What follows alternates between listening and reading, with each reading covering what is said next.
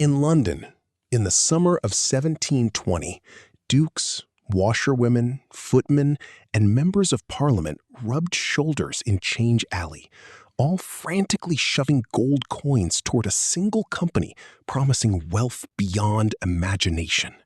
In just a few months, a single share of stock skyrocketed from £100 to over £1,000 before collapsing completely, wiping out fortunes and shattering public trust across the British Empire.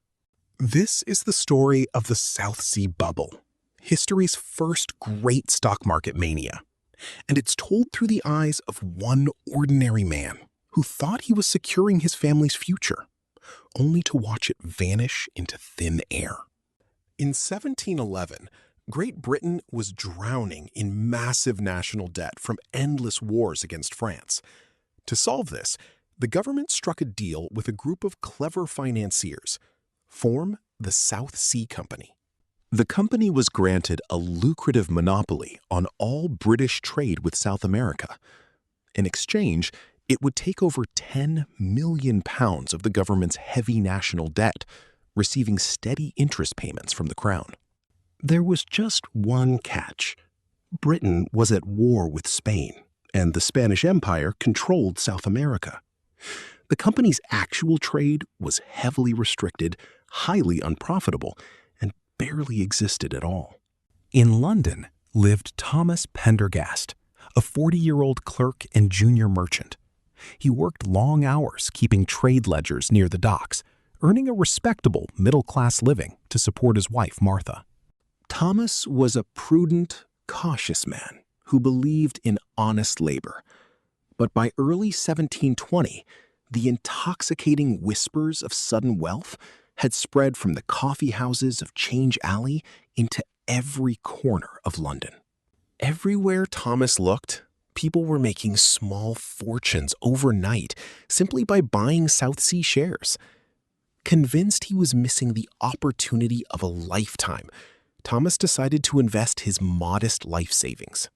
Encouraged by corrupt company directors and bribed politicians, the South Sea Company launched a brilliant PR campaign, claiming miraculous riches awaiting in the South Seas to drive stock prices skyward. As the stock price surged, imitation companies, mockingly dubbed bubbles, flooded London. Hundreds of absurd schemes emerged, including a company for carrying on an undertaking of great advantage, but nobody to know what it is.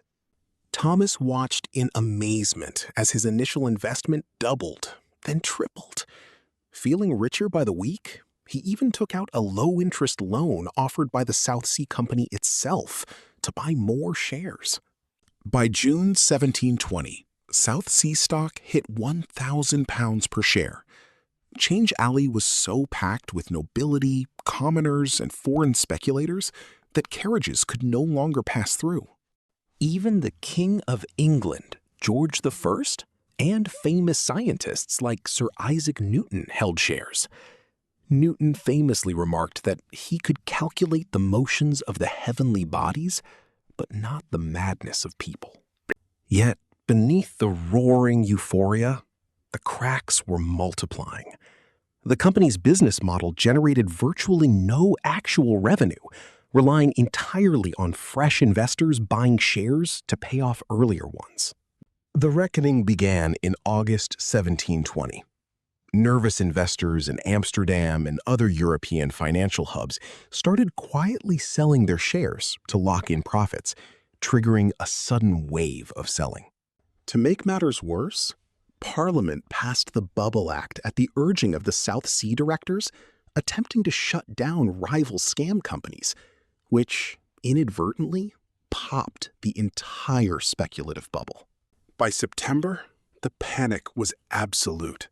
South Sea stock crashed from £1,000 down to £150, and soon found no buyers at all.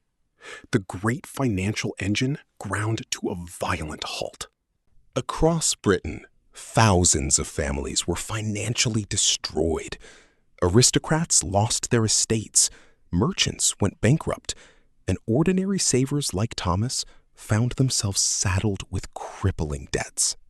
Thomas received a harsh notice from the South Sea Company demanding repayment of his stock loan in hard gold, a debt he could never possibly cover. His paper millions evaporated into crushing ruin. Public outrage exploded across the nation. Parliament launched a furious investigation, uncovering massive bribery, corruption, and fraud at the highest levels of the South Sea Company and government. That winter, as London shivered under freezing rain, Thomas finally understood the bitter truth. The promise of effortless, instant wealth was a phantom, and those who chased it without substance paid the ultimate price. The national trauma left Britain deeply scarred, transforming the country's financial landscape and creating a profound skepticism toward unbacked speculation that lasted for generations. Amidst the chaos, a shrewd politician named Robert Walpole stepped forward.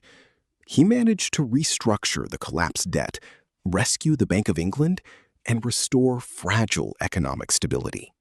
Walpole effectively became Britain's first prime minister, steering the empire through its worst financial crisis and laying down strict new regulations to govern corporate shares and banking. Thomas never regained his lost savings, but through hard work and disciplined saving at his merchant desk, he slowly rebuilt a modest, stable life for his family over the years. He passed down a lifelong rule to his children: beware of any venture that promises great wealth for no labor. True value lies in real goods and honest work, not in the shifting winds of human greed. Thomas's story from 1720 teaches a timeless truth that applies equally today. Human psychology never changes. Whenever a new market frenzy emerges, greed quickly overrides rational thought.